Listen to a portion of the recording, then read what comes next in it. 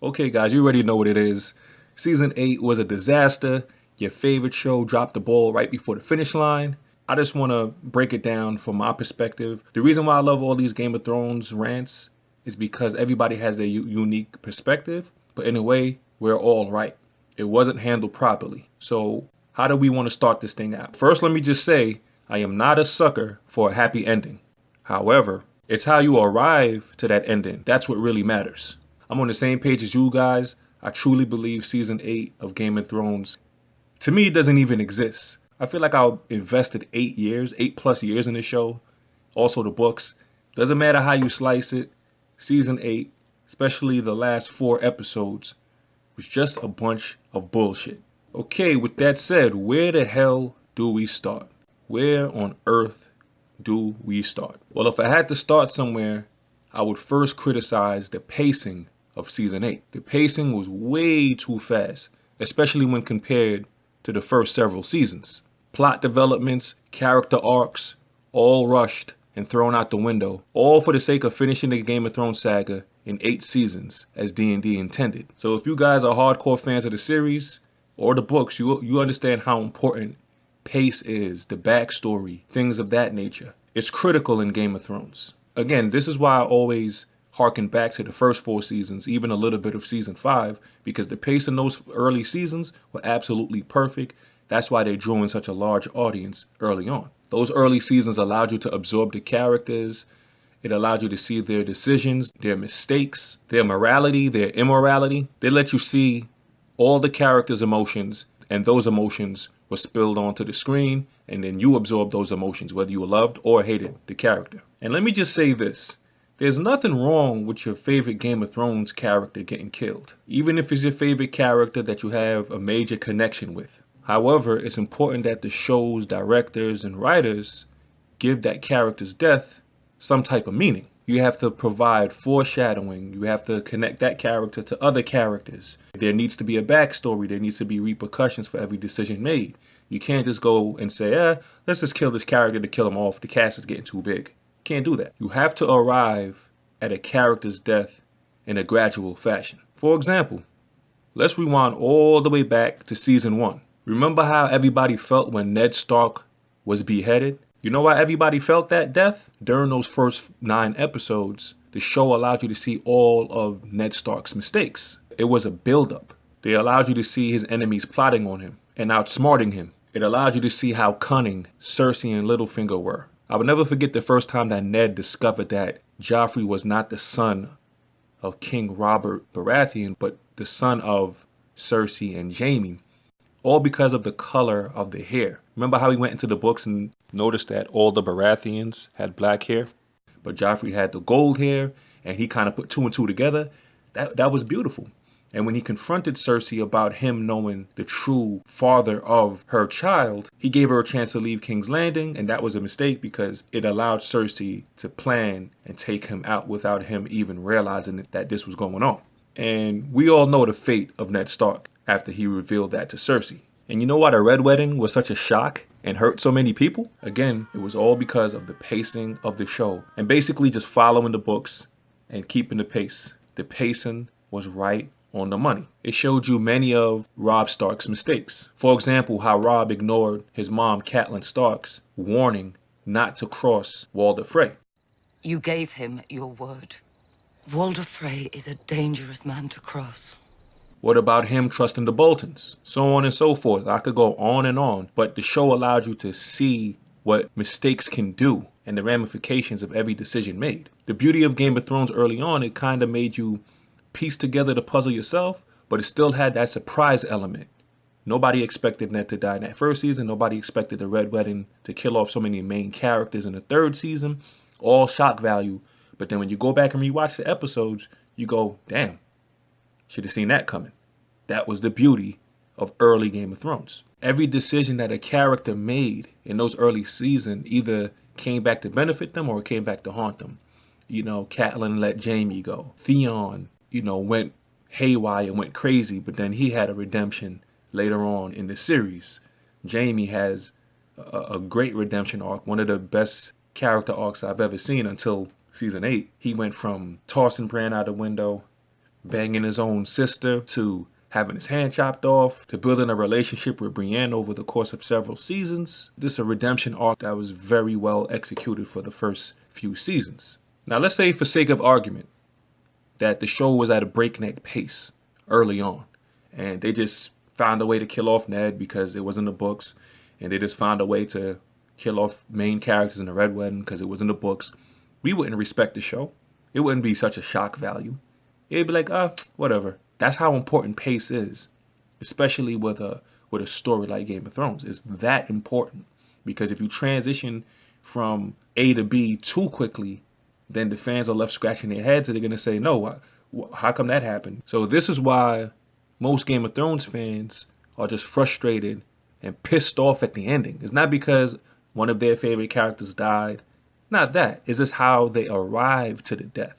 Game of Thrones fans don't accept that type of writing and pace. We just can't. Now let's talk about the show's production and what the scope was early on. Some of you may know, some of you may not know. HBO's programming president, Michael Lombardo, actually proposed 10 seasons. So if you do 10 seasons by 10 episodes, you have 100 episodes to get it done. D&D, as many of you already know, they wanted it done in 7. They said they didn't need 10, and somewhere between all that negotiation, it got settled to 8.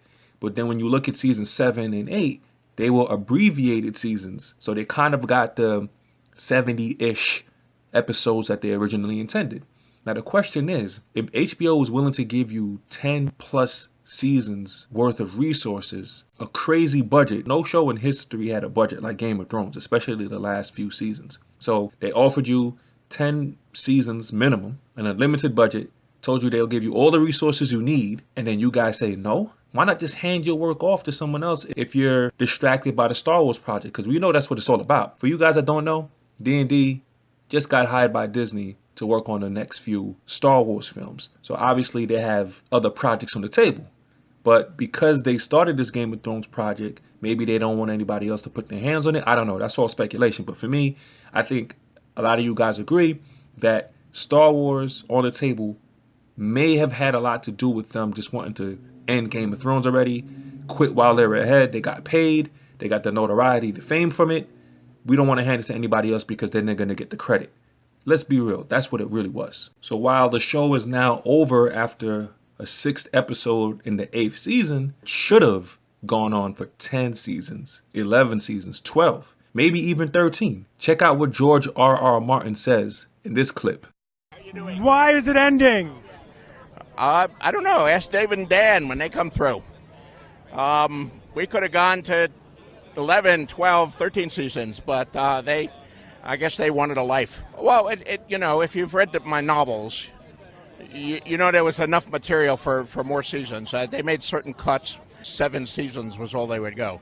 And we got them to go to 8, but not any more than that. Yo, did you guys just hear that shit?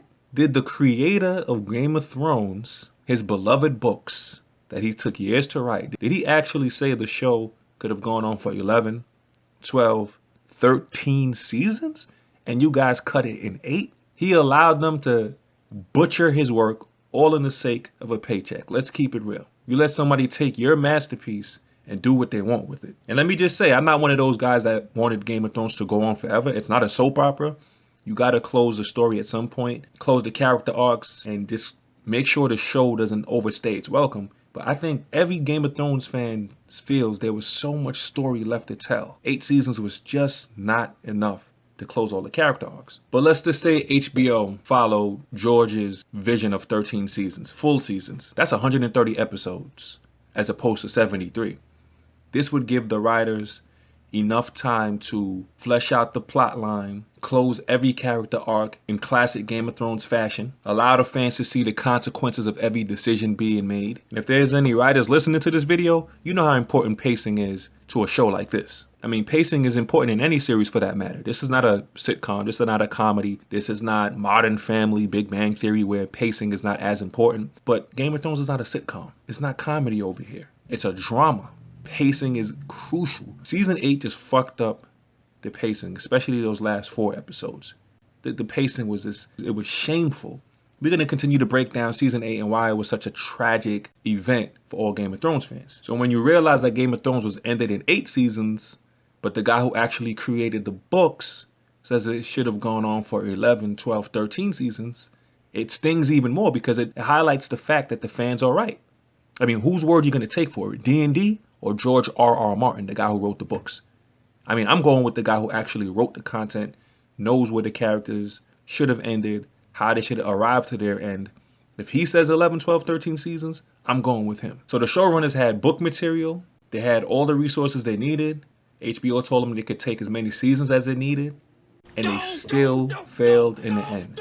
If that ain't the biggest gaffe in television history, I don't know what is. I mean, some of you guys are saying Lost was worse. I never really got into Lost. A lot of guys are saying Lost is still the worst series finale ever, but it's hard to imagine anything being worse than Game of Thrones. So this brings me back to season 8.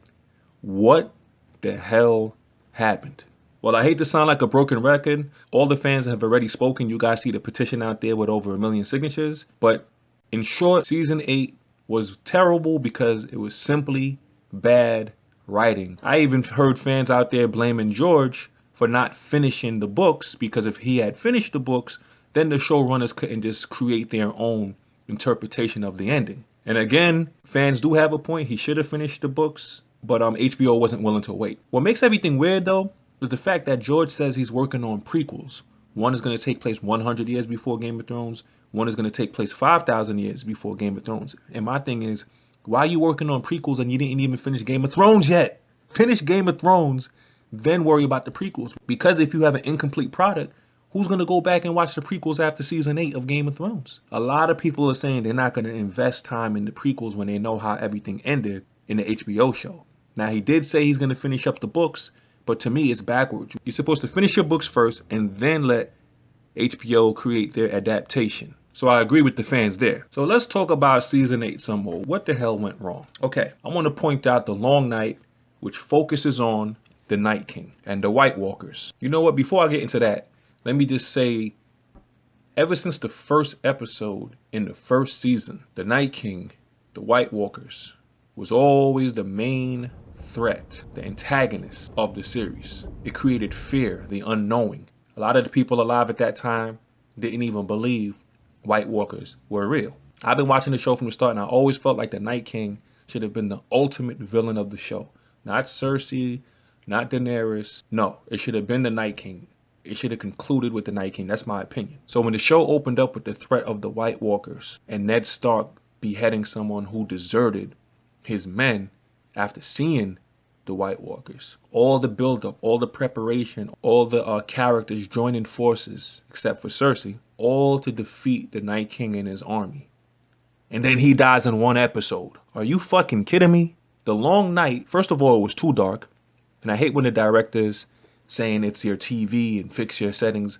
I ain't fixing shit. Come on, man. You guys shot that and it was too dark. But let me not digress. The Night King, for all the buildup, all the winter is coming, all the children of the forest created him, this and that, he just died so quickly. Now, we all know Arya is a super assassin, face-changing, shape-shifting, whatever you want to call her, assassin. She took him out so easily. One episode the Night King lasted. If it was me, the Long Night would have been the entire season. You have to make the fans feel the war, feel the fear of the Night King, the White Walker, and the Whites, the army of the dead. You got to make the fans feel it. It wasn't enough time for the fans to feel the fear. When Arya killed the Night King, everybody celebrating, yeah. But then a lot of fans are like, that's it? He's dead? And when you kill him, the entire army is dead? I mean, come on, man.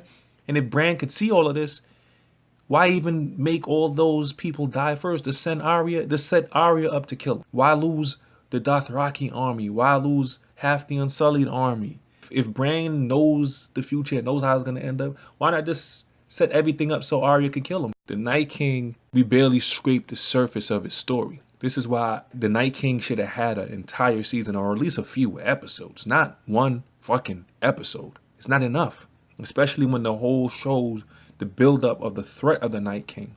How to defeat him, what weapons, dragon glass, fire and ice, this and that. It's laughable that he only got a single episode in the final season. Just think about it, guys. One episode. You know why everybody hated Joffrey back early on?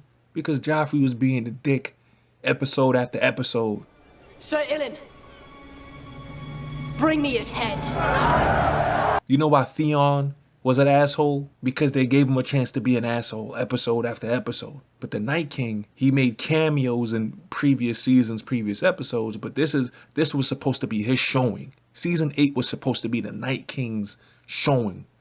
Instill fear in the audience by instilling fear in their favorite characters. He deserved to have his entire backstory told, his motives, his ultimate goals, what his plans would be if he would win the war. He deserved that. But the writers want you to believe Cersei and then ultimately Dany are the true antagonists of the show. Come on, man. Bull fucking shit. Let's talk about Jaime Lannister. A lot of people saw his redemption arc as probably one of the best in television history. Went from most hated to, everybody pulling for Jaime. Then he abruptly leaves after taking Brienne's virginity. He's running back to Cersei. Then he gets captured. We don't even see that. Then Tyrion frees him. Jaime's story was butchered in the end. To have Jaime just basically return to his roots, tell Brienne, I have to go back to her, he did terrible things, yada yada yada. Why give that redemption story just to, in a single scene, not even a season, a single scene, he just reverts back to old Jaime? You can't do that. Not to the Game of Thrones fans. Not us. Probably could do that to some other bullshit show, but not Game of Thrones fans, right? And let's talk about Cersei. I always wanted to see Cersei come face to face with either Daenerys or even Arya. A lot of you guys remember Arya had a list of people she wanted to kill. She had a list, and she was just going through them. I mean, if Arya killed the Night King, maybe having her kill Cersei would be overkill. That's too much badass for one character. But maybe have her face Daenerys. You see, that should have been another season. Remember how I said the Long Night should have probably been one whole season so you can focus on the Night King? Maybe Daenerys versus Cersei should have been a whole season and not a single episode. Even if they came to the same conclusions, Cersei dies, Dany dies, Night King dies. If you just pace it better, write it better, and build the story, build out the plot, let the fans go, oh, shit, okay, if they do this, that might happen.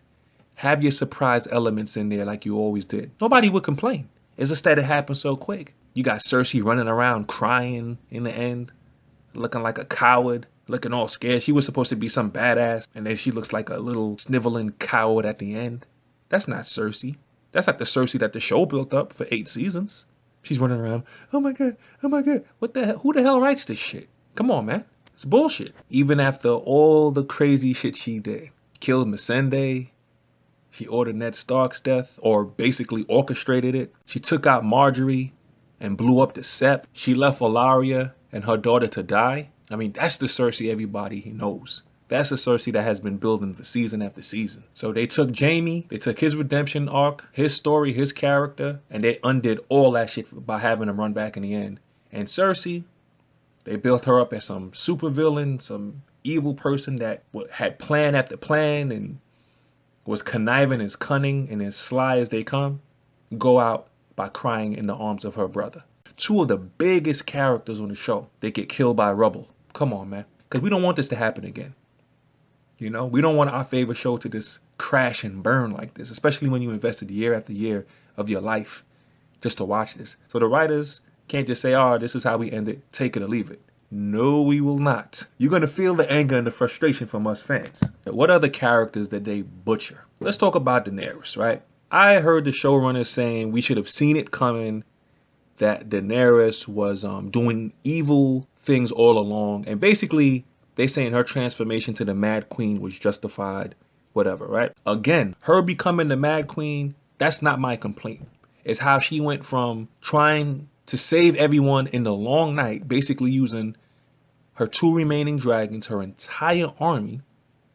She went from that in episode 3 to in episode 5 becoming a genocidal maniac. In 2 episodes, guys. Now, if they had taken a whole season to build out Dany going from unstable to crazy to dictator-like, then become genocidal, then I would have been like, you know what, man? Dany didn't chill. Daenerys should have calmed her ass down. But she literally went from saving Winterfell all the way to dictator destroying everybody in King's Landing. Can't do that. That pacing is way off. For the writers to say we should have seen it coming, and Kit Harington talking about the fans are culpable because we cheered for her. Kit, shut your bitch ass up. Come on, man. Okay, let's talk about the people Daenerys killed quickly. I don't want to make this video too long because a lot of you guys already know, but I'm just going to say this to say a point. Let's look at everything that Daenerys did prior to burning down King's Landing, and let's see if she showed signs of becoming the Mad Queen. I heard some people actually say that she allowed her brother to die and Viserys should have been showed mercy, this and that, but if you guys remember, even though it was way back in season 1, Viserys was pretty pissed off that he didn't get a crown that he was promised, because when he sold his sister, he didn't get his crown, blah, blah. He threatened to cut the baby out of her womb. So her not showing mercy by telling Drogo not to kill her brother, I don't know if that's an early sign of her becoming a Mad Queen. Some people are saying, hey, you should have seen it coming. She didn't show her brother mercy. Look, people die in Game of Thrones. People kill each other, whether it's for revenge, whether it's to get even in some type of way for past deeds, whether it's temporary insanity. So her not showing mercy to Viserys in that point, that is not a sign that points to her being a Mad Queen, in my opinion. I don't know. What do you guys think? Let's get to the next point. I want to really flesh out Dany's story. Now, when Daenerys arrived at Qarth, initially she was rejected at the gates, and then you kind of see the angry side of her saying, if you reject me, she did threaten them and say when her dragons are grown, she was going to come back for their head. So that was a legitimate sign of her temper, even though it was desperation. Because the 13 at Qarth rejected her, she knew they were all going to die. So you can say that was an act of desperation, or that was a little peek of what Daenerys was capable of if she got angry. So while we're on the topic of Qarth, remember when she locked Xaro Xhoan Daxos inside of the vault? Locking Xaro in a vault, was that an act of a Mad Queen, or was that somebody just basically eliminating a threat? You make the decision. I don't think that's an act of a Mad Queen, because if somebody imprisoned me, took away my dragons, killed members of my team, basically try to set me up the whole time that I'm there, it's an act of war. You got to take them out, right? So is that the act of a Mad Queen, or is that merely an act of war? My dragons! Later on, she travels to Astapor to buy 8,000 Unsullied from Krasnus of Astapor. She ends up killing him because she knows what he puts the Unsullied through for their training. It includes killing babies. In her mind, taking him out wasn't such a bad thing. Is this an act of a Mad Queen, or is this justice for all those fallen, for all the innocent lives that were lost during the Unsullied training? When she arrives at Marine, she finds out the slave master crucifies children. So her response to that was to crucify the slave masters, even though Sir Barristan advised against it. Again, is that an act of a Mad Queen, or is that her way of justice for all the children that were crucified? So as you can see, Daenerys is no stranger to violence, but when they try to connect the dots and saying these were actions of a Mad Queen, I don't know if you can take those actions of a Mad Queen, because is her killing slave masters any worse than Arya killing Walder Frey's children and feeding it to him?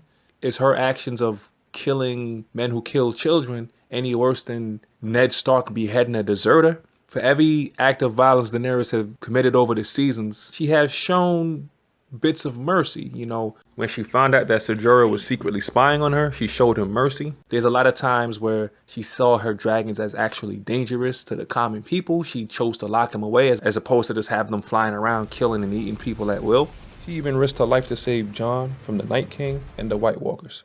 She's shown acts of mercy as well as acts of revenge. So when the showrunners say these are all acts of a Mad Queen, we just didn't see it, you know, I beg to differ, because every character on the show has done violent things. And of course, I'm speaking about Daenerys prior to her burning down King's Landing. I don't want to spend too much time going through every single episode of who Dany killed, who Dany spared. But bottom line is this: I didn't see a Mad Queen coming. All the killing she done, you could kind of justify it. Whether it's the owner of the Unsullied, whether it's the slave masters at Marine, whether it's Xaro at Qarth, whether it's Viserys. As you guys can see, all those people did wrong to her, and she fought fire with fire, so to speak. Now, what about Randall and Dickon Tarly? She killed the Tarleys for not bending a knee. Now, you can look at that and say, is this how she's going to be going forward? If you don't bend a knee because she feels like she's the rightful queen, that she's just going to burn you alive? You can point to that. Or we could take a look at it this way. Randall Tarly betrayed Olenna Tyrell and aligned himself with Cersei and the Lannisters. So by being an army of the Lannisters meant he was an enemy of Daenerys. So when his forces were captured by Daenerys, she made them prisoners, and they had a decision, either bend the knee or die. So you could look at it like, hey, in war, you could do one of two things to your enemies. You either imprison them or you execute them. Can this be seen as the act of a mad queen, or is this merely an act of war? You have to take a deeper look at it. But to me, this was just one of the beauties of Game of Thrones. Randall Tarley made a decision. That decision came back to haunt him. Now, him refusing to bend the knee, when all the other soldiers bent the knee, if she lets him go, maybe the other soldiers go, hey man, she ain't no queen. We could deny her request, disrespect her right in front of her army and her dragon. And as a queen, you got to lay down the law, right? So that's how I looked at it. I looked at it like it was an act of war. Somebody who aligned forces with the enemy, betrayed Olenna Tyrell for his own benefit, and refused to bend the knee when she was willing to give him mercy. I didn't see that as an act of a mad queen, but there are some people out there saying, no, dude, that was the act of a mad queen. She could have spared them. I don't know. At the time when I saw that, her burning the Tarleys, I kind of felt for the Tarleys, especially the son, because he showed loyalty to his father even in his darkest moment.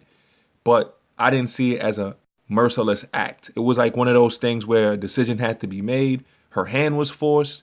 He made a decision to join the enemy of Daenerys. As for Varys, was his death warranted? Was that the act of a mad queen? Or did Dany just make good on her word? By taking a closer look at it, we do realize that Varys went behind her back, penning letters to the people to let them know that Jon's true heritage is of Targaryen blood. And he also believed she wasn't fit to rule the Seven Kingdoms and that she was falling apart, not listening to her advisors. He made it clear to her that his duty was always to protect the realm. He said it in season 7 and he said it again in season 8. The show wants you to see that Varys saw characteristics of the Mad King in her. And this was especially the case when she lost Jorah, she lost Missandei, she lost her dragons. He believes all those events would bring out the madness. In Varys' eyes, Jon was the better candidate to rule the people.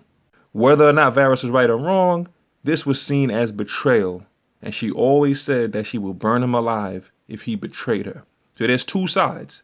He committed treason, but then you can say that he was just trying to protect the people and he saw traits of her father in her. After all, he did serve the Mad King, but then later served Robert Baratheon. So we know that Varys is not entirely loyal to the rulership at the time. He goes from ruler to ruler depending on who's the best candidate at the time. So the show has always been consistent in that regard.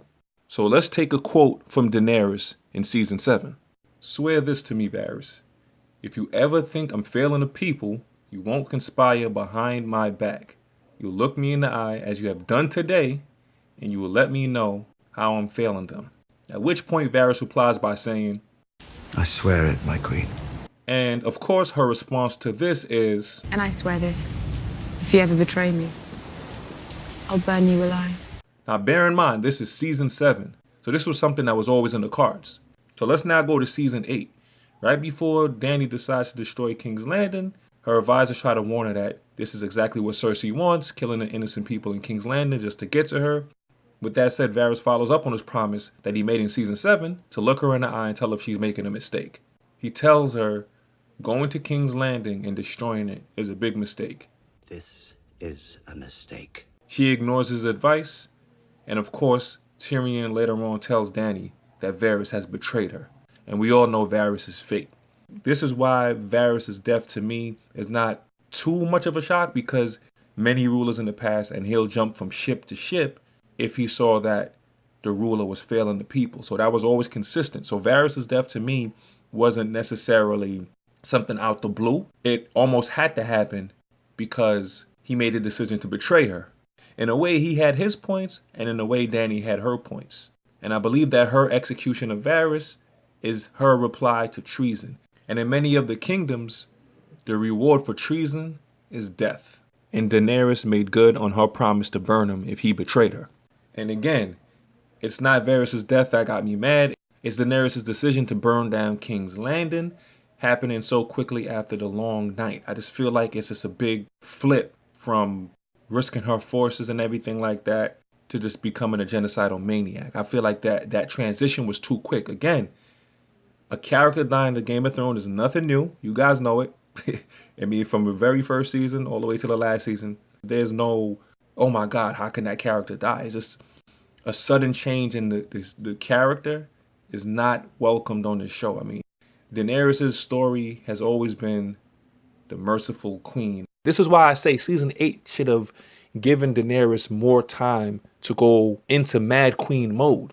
Because for everybody that she killed, there were acts of mercies throughout. For basically the first 7 seasons, Daenerys was supposed to be the queen that listened to her advisors. The queen that showed mercy. The queen that everybody believed in and agreed that she should be the ruler because of these traits and because of these characteristics. Having 3 dragons didn't hurt either. And speaking of listening to her advisors didn't always advise her well, and still she never lost faith in them. Tyrion, for example, he gave good advice sometimes, but at times he led her into some of the worst possible decisions. So all in all, Daenerys lost her best friend, her best advisors, 2 of her dragon, most of her army, and she still never turned her back on her advisors, namely Tyrion. But the show wants us to believe that she was never really a good person. She was only destined to be a dictator, and that we missed all the points early on in the series.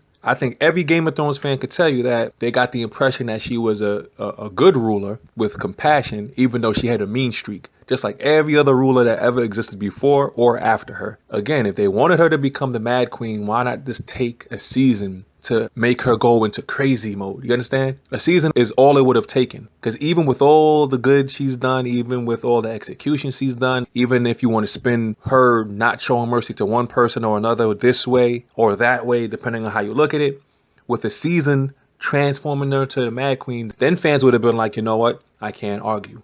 But just having her burn King's Landing after everything she's done, it's like, come on, man. That's just a rush job. When 2 episodes earlier, she was there at the forefront of the Long Night, fighting against the Night King, the White Walkers, and the Army of the Dead. Too quick, too fast, and there's no excuse. Okay, say you don't want to hear any of that. You still believe the showrunners were doing the book's justice, or lack thereof. Come on, George. So when the dragon comes and sees Daenerys' body there, and he looks at Jon, but then he ends up burning the Iron Throne, did he think the throne knifed her in the heart? Or did he magically figure out that her quest for the 7 kingdoms was the cause for her death? Or did he know Jon did it, but he couldn't kill Jon because he's also a Targaryen? What happened? I mean, yeah, it looks cool, the dragon fire burning the Iron Throne, but what does all of that really mean?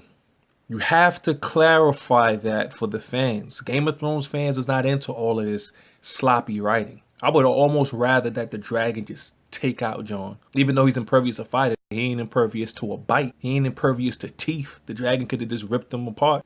The dragon then takes away Daenerys' body and flies where? They don't tell you that. Then all of a sudden, he's a prisoner for what it seems like weeks because he grew a beard. You're going to tell me Grey Worm doesn't kill Jon after Jon kills his beloved Daenerys? And did Jon confess it? Because the body is not there. Daenerys' body is not there. So did Jon go to Grey Worm, who was the master of war? Did he go to him and say, yo, you know, I killed your queen? And Grey Worm's like, yeah, let me just put you in handcuffs. They didn't show any of that. They just jumped to the council, the makeshift council that they had there with Tyrion suggesting that Bran become the king. What type of shit is this? Game of Thrones is all about surprises. We get it. They don't want us to predict the outcome in any situation. But sometimes a little bit of predictability could do you good. On one hand, he says, I don't want to be king. And the other hand, he says, when asked if he knew this was going to happen, he says, why do you think I'm here? So which one is it? Then he elects Tyrion to be hand of the king. Yeah, he makes some good points here and there. But how many times has he steered Daenerys wrong in previous seasons as her advisor? So Tyrion basically tells Jon he has to take Daenerys out. So his reward is to not only become the hand of the king, he selects the king. And people agree with that election. You see what I'm saying? And what's Jon's punishment for killing a queen? Jon goes back to the Night Watch. What the fuck kind of shit is that? You really think Grey Worm is supposed to just let Tyrion become hand of the king, let Jon go back to the Night Watch where it all started? Why was he brought back to life then? Why was Jon Snow brought back to life then? if that was his fate? Why was he revealed as a Targaryen if this was his fate? The Night Watch, there's not even a need for the Night Watch anymore if the threat of the Night King and the White Walkers are totally eliminated. And the Wildlings are now on their side. You saw Tormund there at the end. So what's the need for the Night Watch? How is that some type of punishment when it's not even needed? The Night Watch in and of itself is no longer even relevant to the story. So sending them back there as some type of closure is all bullshit. Okay, let's get back to Bran though.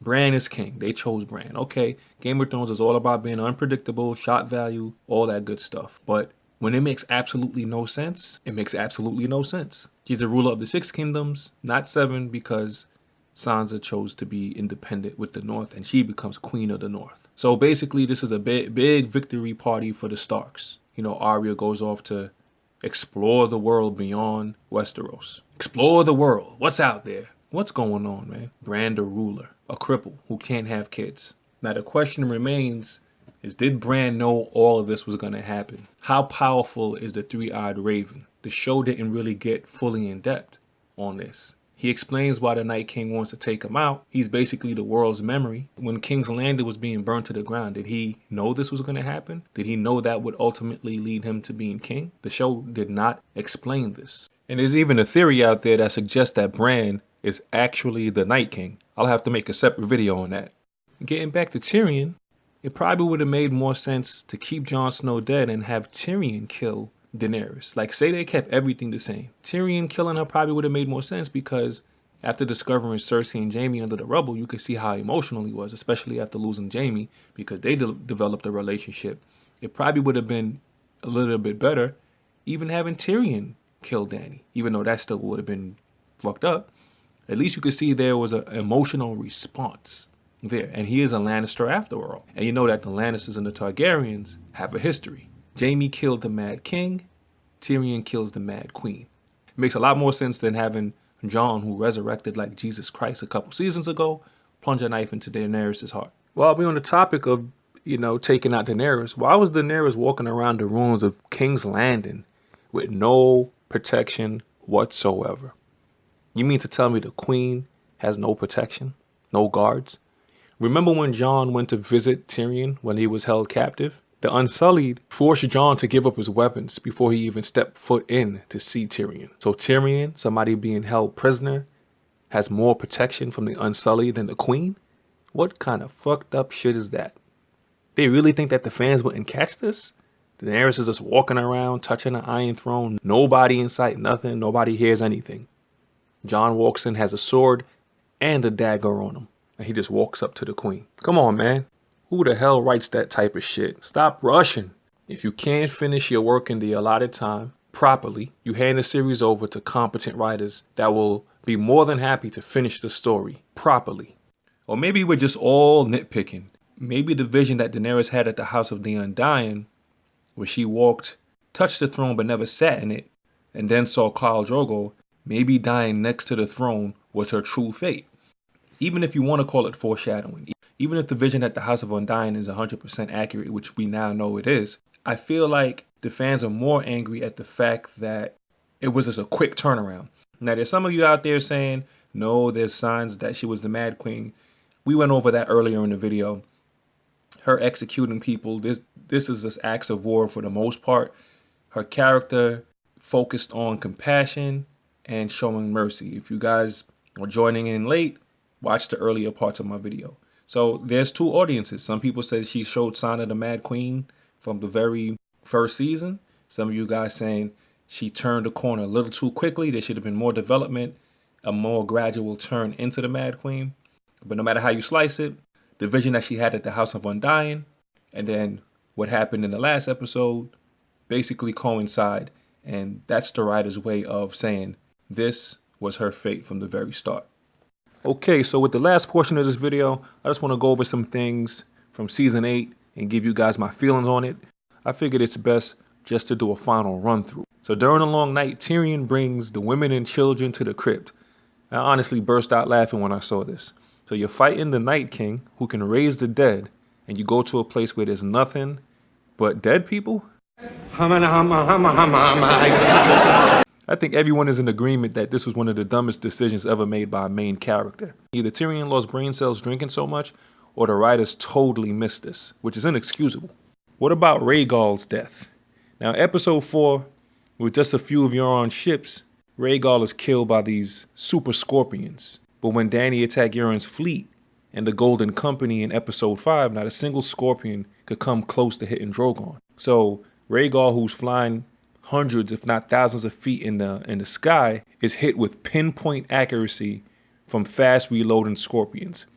I didn't believe it for a second. Again, this is all because they were rushing in season 8 and they just needed a way to kill off Rhaegal as quickly as possible. Theon's death, his redemption was complete. I feel like Theon died a long time ago, to be honest with you, especially after what happened with Ramsay early on in the show. His redemption story was complete long before the Long Night. So when he died, it wasn't too much of a shock. I just think he served his purpose. Now, Jorah. Jorah, another great character with great development. Even though his role kind of diminished over the last several seasons, he went from selling slaves to nearly being executed by Ned Stark. That was his story in the beginning. After fleeing Westeros, he spied on Daenerys Targaryen, who was working under King Robert at the time. As you guys know, they ended up growing close, and later she finds out that Jorah spied on her all this time, and she banishes him. He gets inflicted with a disease called grayscale, and he's healed by Sam.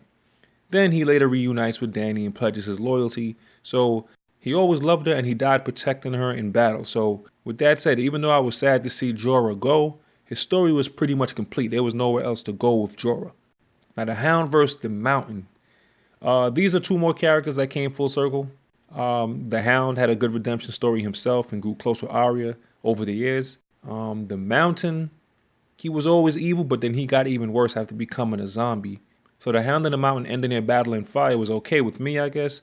The Hound was always afraid of fire because of his brother, and they both died in fire. So that was kind of crazy. Okay, Missandei. This was a controversial death to many people, but you know, in Game of Thrones, nobody's safe. Now, even though we don't actually ever see her get captured by Euron's forces, she did, and she became Cersei's prisoner. Once this happened, I think we all knew what her fate would be. I initially thought that Cersei was going to torture her, but because the show was in rush mode, a quick beheading did the trick.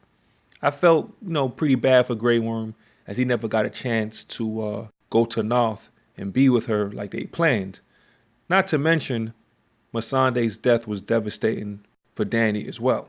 What about Melisandre? Melisandre, her turning point was when she resurrected Jon Snow. The fans cheered her on for bringing back one of their favorite characters, but Melisandre has always talked about her purpose being tied to the Great War. So after she helped Jon and Dany win the war and defeat the Night King, I think she just felt that, mission complete.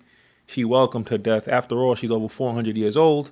Her death was one of the better executed scenes in season 8, to be honest with you.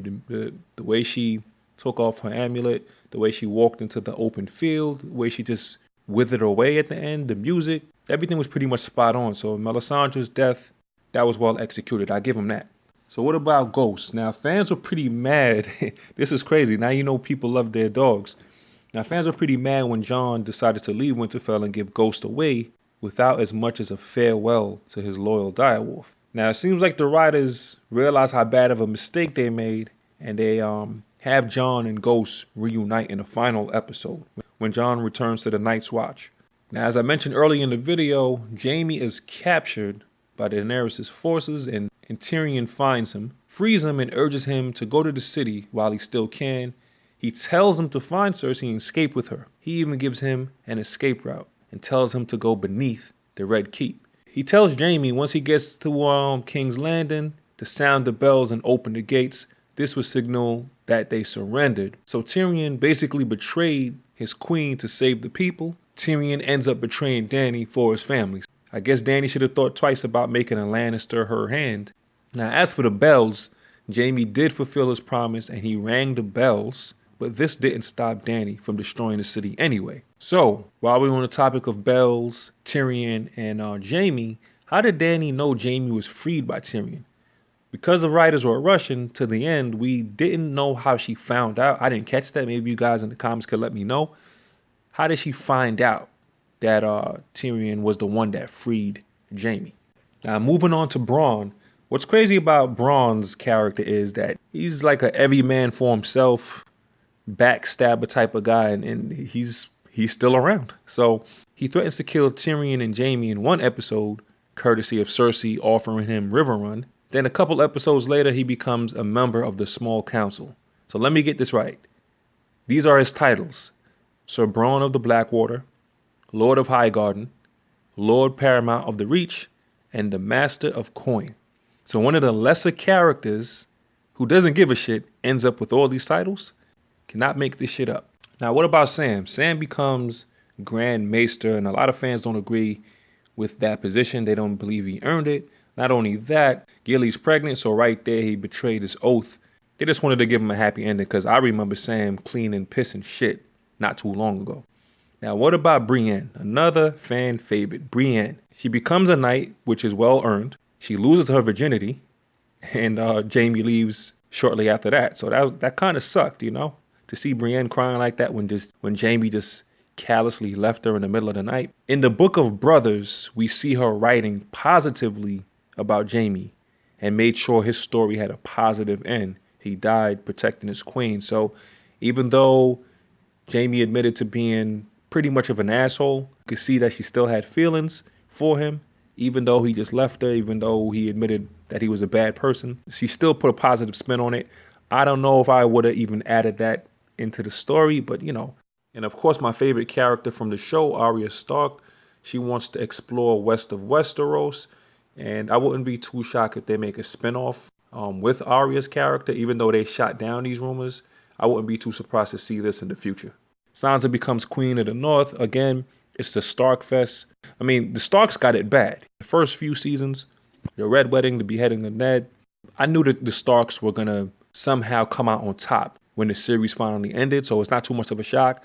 Sansa's Queen of the North. It is what it is. I'll probably just make another video on Sansa. I want to discuss her being Queen of the North and what impact that has. So, you know, I could keep going on and on. There's so many characters, so many storylines, so many ways that the writers could have gone, the pace, everything. We can talk about this for hours, but I think I got mostly everything off my chest for now. Overall, all in all, Game of Thrones, great acting, great visuals, great music, great costumes. It's just a great show that lost some steam in season 7 and just completely fell apart in season 8. There's a lot of videos out there with people giving their opinions. I just wanted to put a little unique spin on my video and show you guys my feelings from the first season all the way up to the last season. So I'm gonna catch you guys in the next video. Fifth Avenue Project, much more on the way, man. Stay tuned.